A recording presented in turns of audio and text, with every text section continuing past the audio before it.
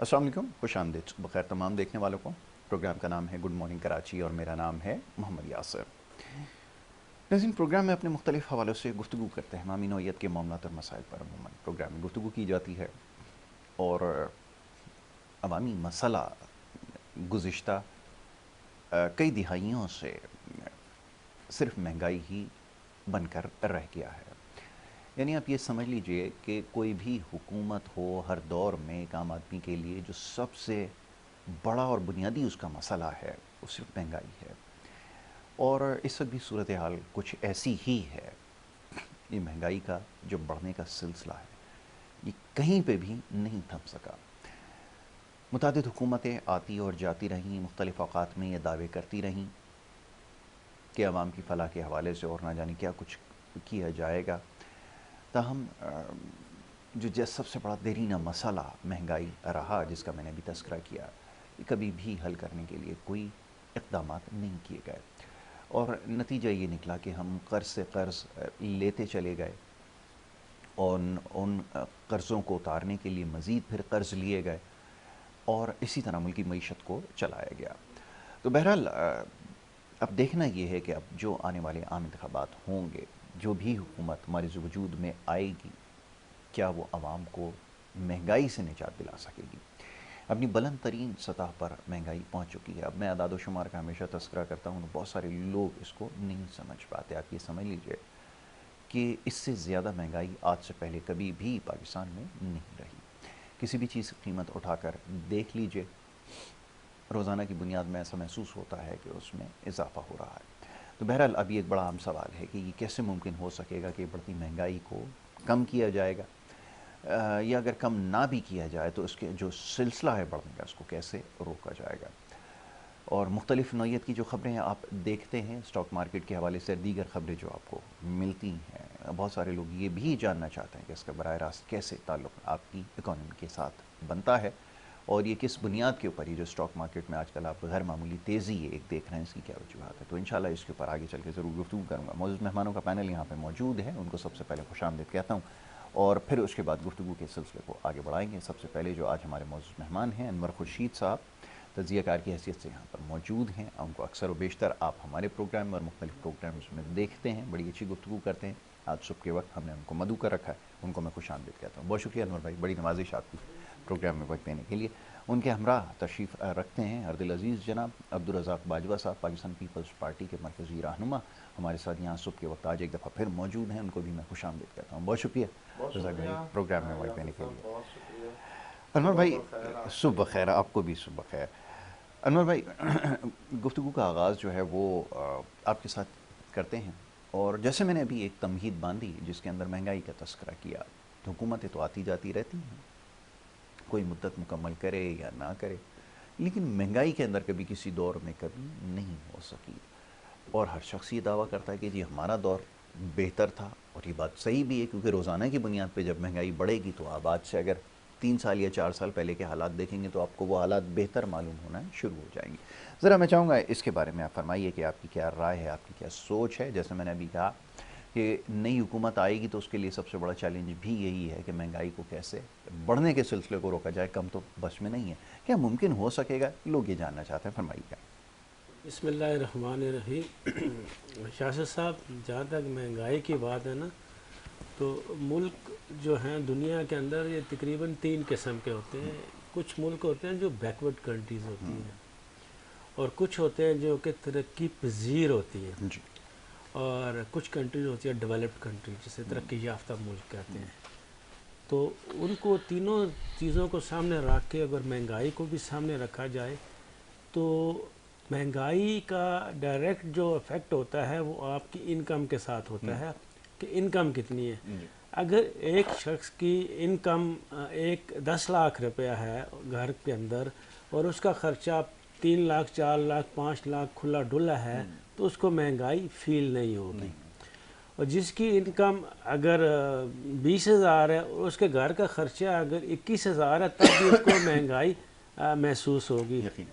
तो लिहाजा महंगाई को कंट्रोल करने के लिए आप इनकम को भी साथ अगर आप देखेंगे, और ऐसे नहीं कि उन बादशाहों की तरह आप कर दें आर्डर तो ऐसे दे देती है हमारी गवर्नमेंट्स, जो भी हों, इलेक्टेड हो या अबूरी हुकूमतें हों, कि वो बादशाह की तरह कि जी बादशाह को बताया गया कि जी अवाम भूखी मर रही है, उसे खाने को रोटी चपाती नहीं मिलती, तो बादशाह सलामत कहते हैं आगे से कि उनको को पराठे खा लेना। तो इस तरह से आर्डर दे देते हैं जी तनख्वाह 25,000 कर दी, मिनिमम वेजेस 32,000 कर दिए, मिनिमम वेजेस ये कर दिए। इन चीज़ों से इस तरह से काम नहीं चलता। आप बाकायदा उसको जो आर्डर देने वाले हैं उनको साले मीशत दानों को बैठना चाहिए। मीशत दान बैठ के उसको अगले साल का मिनिमम 1 साल का और मैक्सिमम 5 साल का तज्जिया करें कि कौन सी चीज़ें हैं, किन चीज़ों के ऊपर टैक्सेस लगाए जाएं, किन चीज़ों की कीमतों को ज़बरदस्ती कम किया जाए, क्योंकि एक चीज़ के साथ दूसरी चीज़, दूसरी के साथ तीसरी चीज़, ठीक आप एक चीज़ में टोल जो है सड़क के ऊपर उसमें इजाफा करेंगे तो बस वाला कहेगा जी मैं इसको कहाँ से दूँ, वो कहेगा कि मैं अपनी सवारी से लूँगा। सवारी का वो 1 रुपया बढ़ाता है तो सवारी कहती है कि अब मैं आइंदा 25 में जा रहा था, अब 26 में जाता हूँ, तो मैं 1 रुपया कहाँ से लाऊं। तो वो अपना जो भी बिजनेस करता है, अगर वो केले बेचता है तो अपना केला महंगा करेगा। तो इसी तरह ये ख़ास तौर पे इस महंगाई के साथ जो ताल्लुक़ है, हमारी 2 चीज़ें ऐसी हैं जिनका बहुत चोली दामन का साथ है। एक है डॉलर और एक है ये ऑयल, पेट्रोल। आपका पेट्रोल जैसे जैसे महंगा होता है, आपकी पाकिस्तान के अंदर हर चीज़ महंगी हो जाती है ना, हत्ता कि स्कूल की फ़ीस भी बढ़ जाती है, ठीक है ना। और ऐसी चंद एक चीज़ें शायद ऐसी हो, मुझे तो नज़र नहीं आती, कि जिनका डायरेक्ट और इनडायरेक्ट भी पेट्रोल के साथ कोई ताल्लुक़ नहीं आता, वो भी उनकी भी रेट बढ़ जाते हैं। और डॉलर का भी हिसाब है। अब होता यह है कि जब भी आप किसी चीज़ को देखते हैं ना कि दरख्त पे फल लगे हैं या नहीं लगे हैं, या कच्चे हैं या पक्के हैं, या बाग का क्या हाल है, तो उन चीज़ की आप जड़ पे जाते हैं, बुनियाद पे जाते हैं। आप बुनियाद को और जड़ को देखेंगे कि जड़ों से चीज़ों को मजबूत करेंगे, जड़ों को टटोलेंगे कि कहाँ पे मसला है। मंबा जो होता है भी किसी चीज़ का, और जो सबकी माँ होती है या सबका बाप होता है चीज़ों का, वहाँ पे जाना है, वहाँ पे जाके देखना है कि जो कि हमारे पास इस वक्त यही है कि डॉलर की कीमत को कैसे कंट्रोल किया जाए, और पेट्रोल की कीमत को सब्सिडी दे के नहीं, बग़ैर सब्सिडी के ओरिजिनल जो इसकी प्राइस है उसको कैसे कंट्रोल किया जाए। अगर आप पेट्रोल की कीमतों को और डॉलर की रेट को कंपेयर करें और उसको आप जितना कंट्रोल कर सकेंगे पहली फुर्सत में, उसके बाद उसकी सेकेंडरी चीज़ें बहुत सारी हैं कि जी आप प्राइस कंट्रोल रिस्क होती है, उसका इम्प्लीमेंटेशन होती है, बहुत सारी चीज़ें होती हैं, उन पे आप बाद में जाएंगे पहले। और इसके लिए मैं आप और ऐसे लोग पॉलिटिशियंस, ख़ास तौर पे कोई एक पॉलिटिशियन है जिसकी डिग्री BA पास है और 62-63 पे पूरा भी उतरता है, वो नहीं कर सकता। इसके लिए आपको पढ़े लिखे लोग चाहिए, जैसे आपके पास जैसे मुफ्ता इस्माइल साहब थे, जैसे आपके पास साक डार साहब थे, हफीज़ शेख साहब थे, और जिसने आपके पुराने लोग हैं जो बैंकों में काम, अगर पैट्रियट होने चाहिए, साथ साथ ये भी होना चाहिए कि पैट्रियट भी होने चाहिए। कंडीशन ये है कि वो पाकिस्तान का सोचे और पाकिस्तान की अवाम का सोचे, अपना ना सोचे।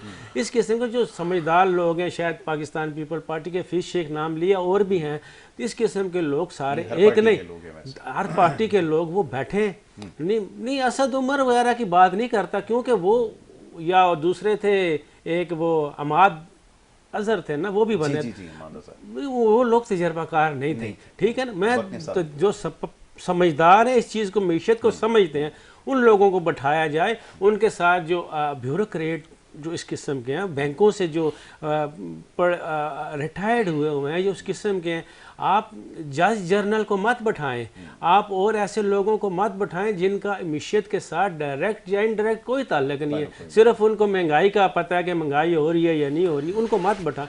जो लोग समझते हैं, मीशत को अच्छी तरह समझते हैं, वो बैठ के मुल्क की इस चीज़ को हल करें, irrespective of any party, irrespective of election, irrespective of selected या इलेक्टेड या अबूरी हुकूमत, ये लोग होने चाहिए। बिल्कुल आपने ठीक कहा। उसमें आपने एक नाम लिया मुफ्ता इस्माइल का, एक वक्त अभी इस दौरान में कैसे वज़ीर ख़जाना गुजरे जो वाकई मामलात को समझते थे। बाकी सबकी अपनी राय, जो कुछ होता रहा उसके ऊपर अभी बात कर लेते हैं। ज़रा बाजवा साहब की तरफ आते हैं। बाजवा साहब, बड़े तूफ़ानी दौरे आपके लीडर के हो रहे हैं जी, और खैबर पख्तूनख्वा के अंदर गिलगित बल्तिस्तान और न जाने कितने एरियाज़ के अंदर जो हो गए। लेकिन कल एक बात बड़ी लोगों ने उसके ऊपर सवाल किया, मैं देखता रहा, रात गए तक लोग उसके ऊपर प्रोग्राम में बात करते रहे कि वो एक मखसूस सीट का उन्होंने तस्करा किया कि ये हमारी सीट है और बेगम नुसरत भुट्टो की सीट थी, और इसके ऊपर कोई हमारे ख़ानदान से वो जो है कोई कैंडिडेट जो होगा उसको खड़ा किया जाएगा। आसफा का नाम उन्होंने लिया, बीबी का। तो अब लोग आजकल बड़ा सवाल करते हैं कि ये जो मरूसी सियासत है इससे कब छुटकारा मिलेगा, और क्या आज भी ये तरीका इस्तेमाल हो सकता है। लोग ये सवाल करते हैं क्यों कोई अपनी पार्टी से कोई ऐसा शख्स नहीं हो सकता जो अहल हो, जो काबिल हो, जो ये सलाहियत जिसमें मौजूद हो, उसको क्यों पार्टी कंसिडर नहीं करेगी, क्यों भुट्टो ख़ानदान से उसका होना ज़रूरी है, ये अब तक क्यों इन तमाम चीज़ों का सहारा लिया जा रहा है, ज़रा फरमाइए। हाँ, बिस्मिल्लाहिर्रहमानिर्रहीम। यासिर साहब, कल जो चेयरमैन बिलावल भुट्टो साहब ने तकरीर की थी वहाँ पे हमारे चित्राल में, जी तो वो उन्होंने चित्राल की आवाम और चित्राल की मिट्टी से, चित्राल के कल्चर से, चित्राल को उन्होंने कहा कि हम आपसे कितना प्यार करते हैं। और हकीकत में तो जिस वक्त 1970 या 71 में शायद इलेक्शन हुए थे भुट्टो साहब के। 70। हाँ, तो उसमें इलेक्शनों में वो खातून अव्वल थी नुसरत भुट्टो साहिबा, वो उन्होंने वहाँ से इलेक्शन लड़ा कॉन्टेस्ट किया था था। और जीता था।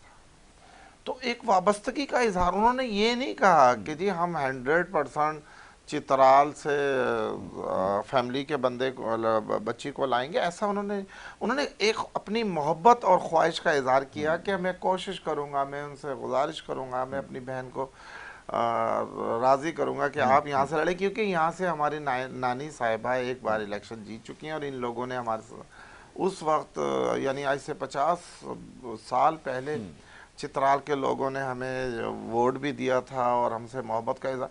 अब देखें, हमारे यहाँ तो बार बार बातें आती हैं कि जी मारूसी सियासत, यार ये मारूसी से, अब मुझे बताएं ना आसफा साहब, तो जहाँ से भी लड़ेंगी तो अल्हम्दुलिल्लाह वो जीत सकती हैं। वो लाड़काना से जीत सकती हैं, वो कराची से जीत सकती हैं, वो लियारी से जीत सकती हैं, वो सिंध के जिस अजला से, पाकिस्तान के जिस ज़िले में खड़ी होंगी, तो मैं समझता हूँ कि वो जीतने की पौधे लोग, ये इसलिए नहीं, मैं साफ सुथरी बात करने वाला बंदा हूँ, इसलिए नहीं कि हम पाकिस्तान पीपल्स पार्टी का बहुत बड़ा कोई विज़न, ऐसा भी है, लेकिन सबको पता है कि वो खून किसका है, वो बेनज़ीर साहिबा का खून है, वो बेनज़ीर साहिबा की, ये लोगों की मोहब्बत बहुत ज़्यादा है। पीपल्स पार्टी से भी आगे 4 कदम लोग बढ़ जाते हैं जब बेनज़ीर साहिबा की औलाद कहीं जाती है या कहीं वो इलेक्शन लड़ने की या वैसे भी कहीं विज़िट पर जाती हैं, तो लोग इंतहाई मोहब्बत का इजहार करते हैं भुट्टो ख़ानदान के साथ।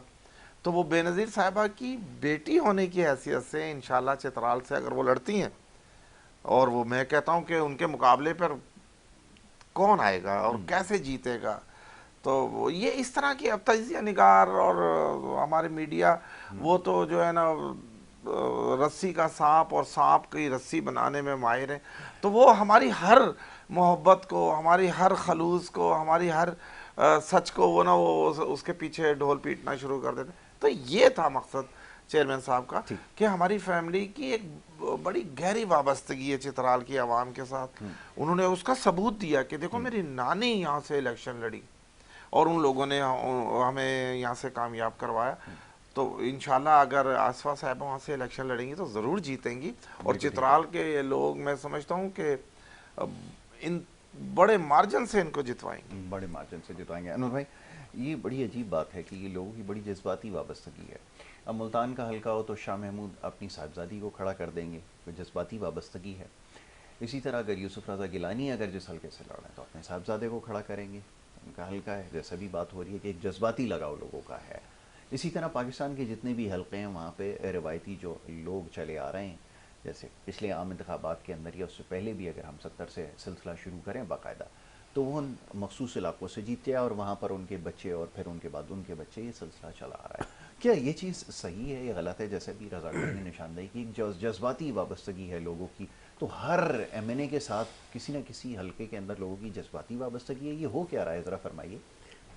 अब पहले मैं आपको 2 नाम बताता हूँ जज्बाती वाबस्तगी के हिसाब से, और फिर इसको मैं निगेट करता हूँ बात को।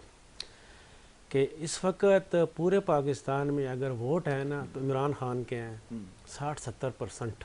अच्छा, मैं कोई ठीक, ऐसी बात नहीं कर रहा हूँ।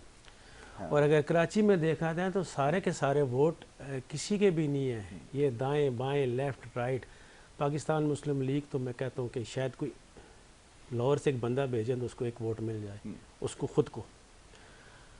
और पाकिस्तान पीपल पार्टी के भी हैं, जमात इस्लामी के हैं, मगर यहाँ पे वोट सारे जो है ना MQM के भी नहीं है, PSP के भी नहीं है, बादराबाद के भी नहीं है, ये सारे के सारे वोट 9-0 के हैं, ठीक है ना। सारे के सारे वोट अल्ताफ़ हुसैन के। तो यहाँ पे कराची में, हैदराबाद में वोट अल्ताफ़ हुसैन के और पूरे मुल्क में वोट इमरान खान के। ये चीज़ गलत है, शख्सियत परस्ती बात सही नहीं है। यही वजह है कि पाकिस्तान का जो निज़ाम है हुकूमत का, जमहूरियत का, वो उसके ऊपर एक बहुत बड़ा दाग है। मुवरसी सियासत जो होती है, इनहेरिटेड जो चीज़ें आती हैं कि उसका बेटा, वो अभी कल मैं सुन रहा था, मुफ्ता इस्माइल को सुन रहा था, अचानक सामने आ गया। उन्होंने कहा जी 60% जो पार्लियामेंटेरियन है एचिसन कॉलेज के हैं, और इतने ही % जो ब्यूरोक्रेट्स हैं वो भी एचिसन कॉलेज के हैं, और जो बच्चे खुच्चे हैं वो ग्रामर, कराची ग्रामर के हैं। तो बाकी जो इतने हज़ारों स्कूल हैं या इंस्टीट्यूशन हैं वो लोग किधर जाएं। तो ये वो जब होते हैं तो फिर उसके यार का, दोस्त का बेटे की शादी, उसकी बेटी से उसका नवासा जो होगा, उसका पोता होगा, तो ये हमारे ऊपर, यानी कि 25 करोड़ अवाम जो पिसी हुई अवाम है, इसके ऊपर जितनी की जितनी भी ये वो सही, इस बात पे मरियम नवाज शरीफ सही कहती हैं कि हम आपके ऊपर हुक्मरान हैं, हुक्म चलाने वाले।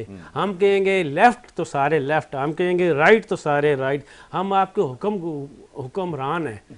असल में ये लोग हुक्मरान नहीं होते, जो इलेक्ट होके आते हैं ये होते हैं खादम, ये अवाम के, नेशन के खादम होते हैं कि हम आपकी फलाह और बहबूद के लिए काम करेंगे।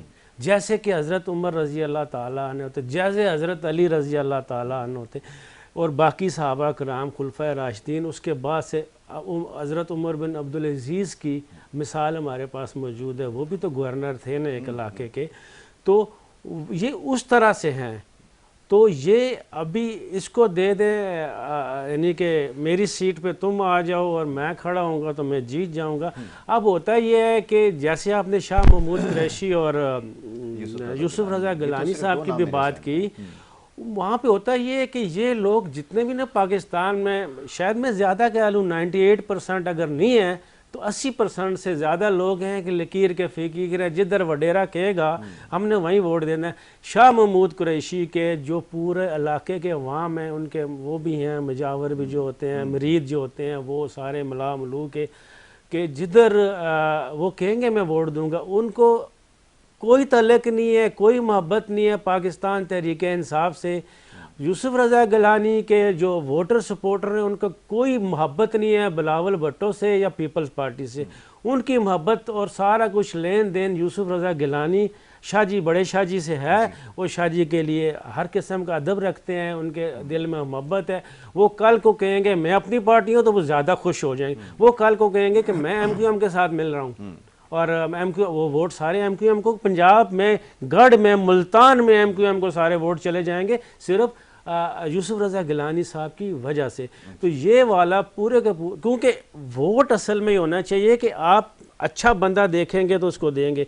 और अगर खुदा न खास्ता ये जो बड़ी 3 पार्टियां हैं अभी, मुस्लिम लीग, नून, पीपल्स पार्टी और तहरीक इंसाफ, अगर किसी करप्ट शख्स को जो कि मशहूर हो, आप मोहम्मद खान डाकू का नाम ले लें, उसको ला के खड़ा करेंगे तो वोट उसको मिलेंगे उस पार्टी की वजह से, उस पार्टी के लीडर की वजह से वोट उसको मिलेंगे, और वो आपका कल को वज़ीर बनेगा। उसके बाद हो सकता है वज़ीर ख़ारजा भी बन जाए। मगर वो वोट आप, क्योंकि आप अपनी सोच से वोट नहीं दे रहे, अकेले बंदे की सोच नहीं है, और ना ये हो सकती है उस वक़्त तक जब तक के शऊर ना आ जाए और जब तक के नया पाकिस्तान ना बन जाए। हम पुराने पाकिस्तान में रहेंगे जो 76 साल से चल रहा है, और इनको चलाने वाले, इन पॉलिटिकल लोगों को चलाने वाले चलाते रहेंगे, वो तमाशा देखते रहेंगे। वो कहते हैं कि जी हमें क्या, ये खुद आते हैं, खुद आते हैं। आज खुद लगे हुए हैं, पाकिस्तान पीपल पार्टी लगी हुई है कि हमें क्यों बैकफुट पे किया हुआ है, हमें लेवलिंग प्लेइंग फील्ड दी जाए, तो वो उसको किससे मांग रहे हैं? मगर मुझे ये बताएं कि एक पॉलिटिकल पार्टी जो कि पूरे पाकिस्तान की पार्टी, और मैं उसको वाहिद जमहूरी पार्टी समझता हूँ, बाकी दो को मैं इतना जमहूरी नहीं समझता हूँ, पाकिस्तान तहरीक इंसाफ और पाकिस्तान मुस्लिम लीग नून इतनी जमहूरी नहीं है जितनी जमहूरी पार्टी पाकिस्तान पीपल्स पार्टी है। वो पाकिस्तान पीपल पार्टी किससे लेवल प्लेइंग फील्ड मांग रही है, किस वज़ीर आज़म से मांग रहे हैं? किसी और, जैसे कि कल को मेरे साथ बैठे हुए थे पाकिस्तान मुस्लिम लीग नून के एक साहब बैठे हुए थे, वो भी बाजवा साहब थे, अच्छा आसिफ बाजवा शायद, तो वो उनको पूछ, वो कहते हैं कि जी नवाज शरीफ साहब का ना अपनी लीडरशिप से बात हो चुकी है। वो मैंने उन्हें कहा अपनी लीडरशिप तो बताएं किसको कहते हैं, नवाज शरीफ के ऊपर है क्या? फिर वो आए बाई शाएं पे होगी, तो ये बताएं ये किस लीडरशिप से? बिलावल भुट्टो चेयरमैन है पाकिस्तान, वो किस लीडरशिप से कह रहे हैं कि हमें प्लेइंग फील्ड दी जाए? भाई को मौका देते हैं, नौज़ाक भाई जवाब दीजिए। जी, मैं मेजर साहब की बात से कुछ बातें इनकी ठीक है और कुछ बातों से मुझे इख्तलाफ है। वो ये है कि इन्होंने कहा कि पाकिस्तान पीपल्स पार्टी भी जो है वो मदद मांग रही है मुख्तलिफ इदारों से। मैं मेजर साहब की को बताना चाहता हूँ कि हम पाकिस्तान पीपल्स पार्टी वो वाहिद पार्टी है इस मुल्क की जो 3 जर्नैलों से टकराई। सबसे पहले अयूब खान से जुल्फ़िकार अली भुट्टो साहब टकराए, बेनज़ीर साहिबा अपनी ज़िंदगी में ज़िया-उल हक़ से टकराई, और फिर बाद में उन्होंने परवेज़ मुशर्रफ से इख्तलाफ करके अपनी जान को गंवा दिया। तो पाकिस्तान पीपल्स पार्टी पर यह इल्ज़ाम लगाना, मैं समझता हूँ कम से कम आप अगर 2 बुरों में से आप हमें उस बुरे के साथ तो ना खड़ा करें ना कि जो हैं बुरा। आप देखें कि हमने तो जाने दे दी, पाकिस्तान पीपल्स पार्टी ने हमेशा डिक्टेटरशिप के ख़िलाफ़ तहरीकें चलाई और कामयाब। क्या बेनज़ीर साहिबा को क्या ज़रूरत थी पाकिस्तान आने की? क्या ज़रूरत थी परवेज़ मुशर्रफ की हुकूमत गिराने की, उन्हें मजबूर करने की? और परवेज़ मुशर्रफ साहब को ये पता था कि बेनज़ीर साहिबा अगर पाकिस्तान आ जाती हैं, उनका इतना बड़ा अगर इस्तकबाल हो जाता, उनकी पार्टी पावर में आ जाएगी और उसके बाद ये मेरा यहाँ रहना मुनासिब नहीं होगा। वो तो ये कहता था कि मेरा जिस्म पर जो खाल है वो मेरा यूनिफॉर्म है।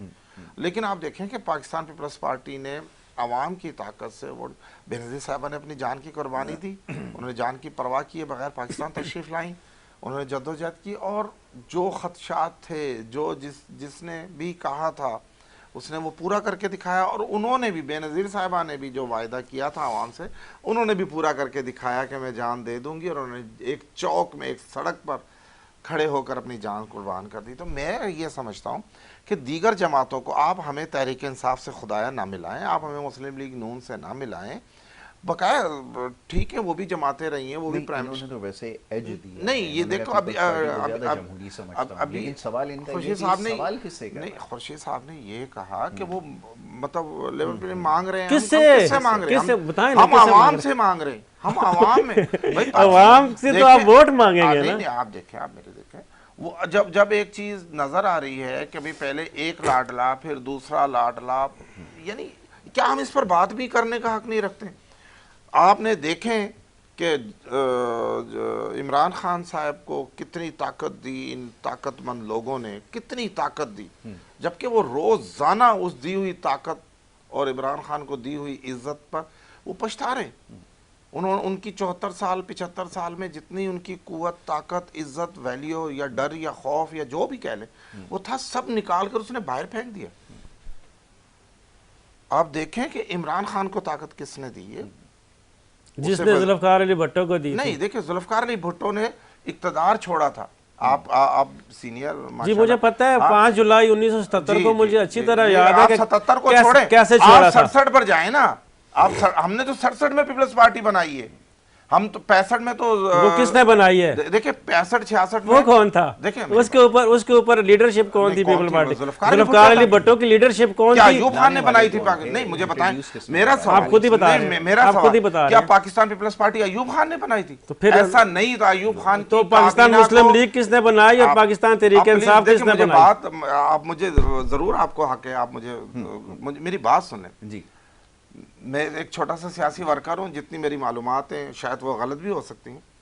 मैंने जो पढ़ा है, जो देखा है, जो सुना है, जुल्फ़िकार अली भुट्टो साहब वज़ीर ख़ारजा थे, बहुत ताकतमंद कैबिनेट वज़ीर थे। उन्होंने उस वक्त आवाम जब देखा कि डिक्टेटरशिप किस तरह हुकूमत कर रही है, उन्होंने ये आवाम तक तो हम कुछ नहीं कर पा रहे। जुल्फ़िकार अली भुट्टो तो बड़े नवाब के बेटे थे, बाहर से पढ़ कर आए थे, वज़ीर ख़ारजा थे, उन्हें क्या ज़रूरत थी। जब जुल्फ़िकार अली भुट्टो ने नरम कालीन छोड़ करके, जहाज़ छोड़ करके सड़क पर आए, गलियों में आए। एक वाक़या, मैं बहुत रहा हूँ भुट्टो ख़ानदान की फैमिली में, मैंने अपनी पूरी जवानी भुट्टो साहब के ख़ानदान में, मुमताज़ भुट्टो साहब मेरे बुज़ुर्ग थे, आज नहीं है वो इस दुनिया पे, अल्लाह पाक उनकी मग़फ़िरत फरमाए। मैं उनके साथ रहा हूँ, वो मुझे बताते थे क्या कि रज़ाक हम तो बड़े नाजुक लोग थे, मैं भी और जुल्फ़िकार अली भुट्टो भी। और जब इन्होंने ये पार्टी बना, अयूब खान की कैबिनेट को इस्तीफ़ा किया और लाड़काने आ गए और मशावरत हमसे की, हमारे अपने में हमसे, तो जुल्फ़िकार अली भुट्टो ने कहा कि यार मैं इनके साथ काम नहीं करूँगा। हालांकि अयूब खान और जुल्फ़िकार अली भुट्टो साहब के वालिद के इंतहाई मोहब्बत का ताल्लुक था, खलूस था। वो आके अयूब खान लाड़काना रहा करता था, शिकार किया करता था, इनके घरों में हफ्तों हफ्तों रहते थे वहाँ पर वो लाड़काने में, इतने क्लोज थे। और भुट्टो साहब को अयूब खान की फरमाइश पर, गुजारिश पर कहा गया कि इतना टैलेंटेड लड़का बाहर से पढ़कर आया, ये मुझे दे दें। शाहनवाज साहब को उन्होंने कहा चले, वो चले गए। जब उन्होंने काबीना में गए, जब उन्होंने देखा कि यार यहाँ तो हम तो खाली इंजॉय करने के लिए तो नहीं आए, ये सारी आराइश हमें पहले वैसे भी मौसर है, तो उन्होंने बगावत की, उन्होंने अवाम में आए। और जब उन्होंने पाकिस्तान पीपल्स पार्टी की बुनियाद रखी, तो मुझे मेरे बुजुर्गों ने बताया उस वक्त कि हमने बड़ी मना किया कि ये बहुत मुश्किल काम है, ना करो। वो उन्होंने ठान ली कि नहीं, मैं अवाम में जाऊंगा। और उन्होंने अवाम की खातिर पार्टी बनाई। और एक दिन का वाक़या जो मुझे बताया हमारे बड़ों ने, पीपल्स पार्टी के बानी अरकानों ने, उन्होंने कहा कि जुल्फ़िकार अली भुट्टो KPK का दौरा करके रावलपिंडी पहुँचे, हम भी पीछे दौरे पे थे, शेरपाव साहब थे, बहुत सारे लोग थे, मुझे उनके नाम याद नहीं है। तो कहने लगे हम भी पहुँचे तो पाँव सूज चुके थे। उस वक्त इतना ट्रेवल आसान नहीं था, गाड़ियाँ भी इतनी आरामदेह नहीं थी, जहाज़ भी इस कदर अवेलेबल नहीं थे जैसे इमरान खान ने W11 बनाकर इस्तेमाल किया, ऐसा कुछ नहीं था, बड़ा नॉर्मल सा एक दौर था। लेकिन अल्लाह का शुक्र था इनके पास सारे वसाइल थे, उसके बावजूद भी इतनी सहूलतें नहीं थी। तो कहा कि हम रावलपिंडी में एक बड़ा होटल होता था, कह रहे हैं कि हमने वहाँ जाकर हम भी वहीं ठहरे। तो मुझे ये पीपल्स पार्टी के बानी अरकान ने बताया, कहा कि हमने जुल्फ़िकार अली भुट्टो से कहा कि यार आपने हमें फंसवा दिया, ये क्या कौन सा काम है, ये जूते उतारे हमने दिखाया, हमारे तो पाँव सूज गए।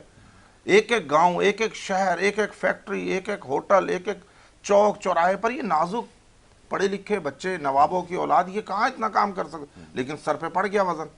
तो कहने लगा जब हमने अपने पैर दिखाए जुल्फ़िकार अली भुट्टो को कि देखें हमारे को आपने कौन से काम पे लगा दिए, ये मुझे मुमताज़ अली भुट्टो साहब ने कहा कि हमने कहा कि यार आपने हमें बहुत मुश्किल काम में डाल दिया। तो जुल्फ़िकार अली भुट्टो ने अपना पाँव दिखाया, कह रहे उनके दोनों पाँव सूजे हुए थे। कहा कि मैं क्या आराम से बैठा हूँ, क्या मैं लेटा हुआ हूँ, क्या मैं आराम में हूँ, मैं तो आपसे ज़्यादा काम कर रहा हूँ। तो हम तो यानी इस अवाम की खातिर जुल्फ़िकार अली भुट्टो ने ये पार्टी बनाई, जद्दोजहद की। पीपल्स पार्टी आज भी जद्दोजहद, आज भी देख लो उनका नवासा, चित्राल, पिशा, दीर, हालांकि कितना ख़तरनाक एरिया है वो, हम फिक्रमंद हैं। वहाँ सारे तालिबान तो वहाँ जमा है, वहाँ तो फ़ौज लड़ रही है उनके साथ, फ़ौज बेबस हो रही है वहाँ पर, बॉर्डर हमारा गैर महफूज है। उसके बावजूद उसकी बहादुरी, दलेरी देखें, क्या इस तरह कोई और लीडर निकल सकता है, क्या इस तरह दीर बाजोड़ में जा सकता है जहाँ पे 100% ख़तरात हों, उसके बावजूद देखें वो अवामी लीडर है, वो अवाम की जद्दोजहद के लिए बाहर निकला हुआ है और वो काम कर रहा है। पाकिस्तान पीपल्स पार्टी जद्दोजहद पे यकीन रखती है। आप हमें ना बताएं कि जी हमें किसी की मदद की ज़रूरत, ठीक है मदद की बिल्कुल, हम ये कहते हैं कि यार हमारी भी मदद ना करो लेकिन औरों की भी ना करो। आपने लाडला बना कर लाडला बनाओ, अभी मजीद तजर्बात करने, आप मैदान सबके लिए इक्वल छोड़ दें, सब लड़े और जो पार्टी जीते। मैं बिल्कुल नहीं कह रहा हूँ कि जी हमने 100% हम ही जीते, कोई भी पार्टी जीतती है। अगर तहरीक इंसाफ, हम तहरीक इंसाफ का भी इलेक्शन लड़ने के लिए मुतालबा कर रहे हैं कि उन्हें भी इजाज़त होनी चाहिए। ठीक है, हम ये नहीं कह रहे कि उन पर पाबंदी लगा दें, इमरान खान को फांसी लगा दें। इमरान खान को तो जो होना है वो तो होना ही है उसके साथ, हमें उस पर कोई एतराज़ नहीं जो हो रहा है उसके साथ, लेकिन हम ऐसा कोई मुतालबा नहीं कर रहे कि जी तहरीक इंसाफ है। पाबंदियां लगाकर उन्हें इलेक्शन से बाहर कर दे, सिर्फ हम ही खेलें सबके लिए अकेला। लेवल प्लेइंग फील्ड होनी चाहिए। ये मांग नहीं के जवाब सिर है, आया, वही तो जवाब नहीं आया कि मांग के किस सिर सिर है। है, हाँ। लेकिन उन्होंने निशानदेही कर दी ठीक है। और साथ में माजी का भी हवाला दिया। ज़ाहिर रज़ाक भाई हमारे बड़े मोहतरम हैं, हमारे बड़े अजीज़ दोस्त हैं। तारीख़ के हवाले तो हर शख्स अपने उससे दे रहा है, और जो कुछ हमने पढ़ी है मुझे याद आया वो कुदरतुल्लाह शाह जो ICS ऑफिसर इधर पोस्टिंग हुई हुई थी पाकिस्तान जब आए वो बन के, तो वो भुट्टो साहब के बारे में कुछ लिखा उन्होंने। और फिर चंद एक और भी हमारे सीनियर ब्यूरोक्रेट्स हैं, उनका जब मैंने इंटरव्यू किया तो उन्होंने भी उनसे मिलती जुलती ही बातें बताई। बहरहाल चलें, ये तो तारीख़ है, हम आगे बढ़ते हैं। कौन किस तरह आया ये तो सबके इल्म में है, लेकिन ये जवाब नहीं आया कि वो लेवल प्लेइंग फील्ड, लेकिन बहरहाल लेवल प्लेइंग फील्ड होनी तो चाहिए। और उन्होंने अभी निशानदेही हो की नहीं है सकती कि इतना प्रोएक्टिव कोई और पॉलिटिकल लीडर क्यों नहीं है, इसका भी जवाब दें। सबको क्या मसला है? वो होता तो ये कि इंतखाबात से पहले इसी तरह जैसे बिलावल साहब जो हैं वो इधर उधर जा रहे हैं, जलसे कर रहे हैं, लोगों के बीच में जा रहे हैं, ये बाकी लोगों का ना जाना, बाकी लोगों से मुराद ये है कि जिनके बारे में ये कहा जा रहा है कि अगली हुकूमत उनकी होगी, तो बड़े मुतमईन नजर आ रहे हैं। उन्हें तो कह दिया गया है, उन्हें तो कह दिया गया है कि भाई जद्दोजहद ना करो, तैयारियां करो, तैयारियां करो, वास्कटे बनाओ, कोड बनाओ। हम उन्हें पता चल गया कि सेम मैं माफ़ी भी चाहता हूँ, मैं खुर्शीद साहब का वक्त ले गया, वो उन्हें 100% पता चल गया है जिसको वजीर आजम बनना है, और उन्होंने काबीना भी फाइनल कर ली है, टिकट भी फाइनल कर ली। ये अलमिया है, ये हम इस चीज़ पर थोड़ा सा एतराज़ करें, और अगर वो बन भी जाते हैं तो हमें कोई एतराज़ नहीं है, बन जाए। लो जी, वो मुझे थोड़े से साल भूल रहे हैं। 88 में भी बुलाया गया, उसके बाद 91 में शायद बुलाया गया, फिर 93 में बुलाया गया, फिर 90 कौन सा था उसमें भी बुलाया गया, 4 दफ़ा बुलाया गया, लाडली और लाडला बनाया गया। फिर उसके बाद 2008 में शेरवानियाँ सिलवाई गई। पहले बता दिया कि तुम आपकी शेरवानी होगी, आप खुद पहनते हैं या यूसुफ रज़ा गिलानी की बनाते हैं। फिर 13 में भी शेरवानियाँ सिलवाई गई, और फिर 18 में भी सेम, 77 में भी शेरवानी सिलवाएगी, मगर गड़बड़ होगी। नहीं, यहाँ नाइंसाफी कर रहे हैं आप। मैं नहीं नाइंसाफी कर रहा, मैं तो वो देख रहा हूं, 7 में हम अपने लीडर खो रहे हैं, 85 में यानी बेनज़ीर साहिबा की शहादत बर्दाश्त कर रहे हैं। उसके बाद अगर अवाम हमें वोट देती है तो आप उसे ये कहते हैं कि हमें बुलाया गया जी, यानी जान देने के बाद भी आपको ये यकीन नहीं है। जान जुल्फ़िकार अली भुट्टो ने भी दी मसलन कि इसका मतलब है कि अभी इमरान खान जो अंदर है, कल इसकी जान चली जाती है, इसको फांसी हो जाती है किसी साइफर केस पे, तो वो भी यही कहेगा कि नहीं मैं खुद आया था, 18 के इलेक्शन में खुद जीता था।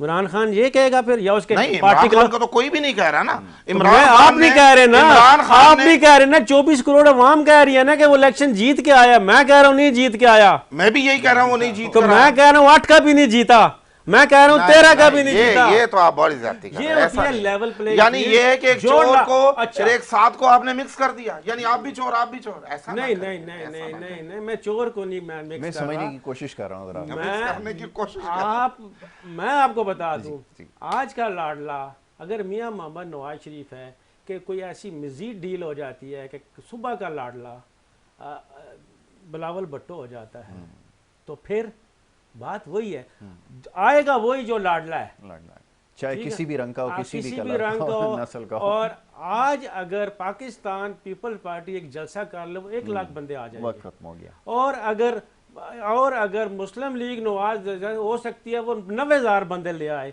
और आज पाकिस्तान तहरीक इंसाफ वहीं पे जलसा कर ले, वो 10 लाख बंदे ले आएगी, मगर जीतेगा लाडला। तो तीनों में से जो भी लाडला हो जाए, लाडले, अब ये लाडले की इस्तिलाह आ गई है, मुतारिफ करा दी गई है, और ऐसा हो क्यों रहा है ये बड़ा अहम सवाल है। अब वक्त क्योंकि मेरे पास ख़त्म हो गया, बात तो बड़ी और इस पर की जा सकती थी, लेकिन मैं बड़ा शुक्रगुजार हूँ मौजूद मेहमानों का, जनाब अनवर खुर्शीद का, रज़ाक बाजवा साहब का, कि बड़े हल्के फुल्के अंदाज में उन्होंने तारीख़ के हवाले दिए। बहरहाल जी, तारीख़ के हवाले सब दे रहे हैं, जो कुछ होता रहा, हमारी मुख्तसर सी तारीख़ है, कोई ज़्यादा पुरानी, कोई 100-200 साल की तारीख़ नहीं है। तो बहरहाल जी, जो कुछ होता आया है देखते आए खुली आँखों से, यही कुछ होता रहा है। माजी में भी सूरत हाल ज़्यादा मुख्तलिफ तो नज़र नहीं आती। इससे ज़्यादा क्या कहूँ, एक ब्रेक की तरफ जाना है, और ब्रेक के बाद दूसरा सेगमेंट है, उसका आगाज़ होगा। आप देखते रहिए प्रोग्राम गुड मॉर्निंग कराची।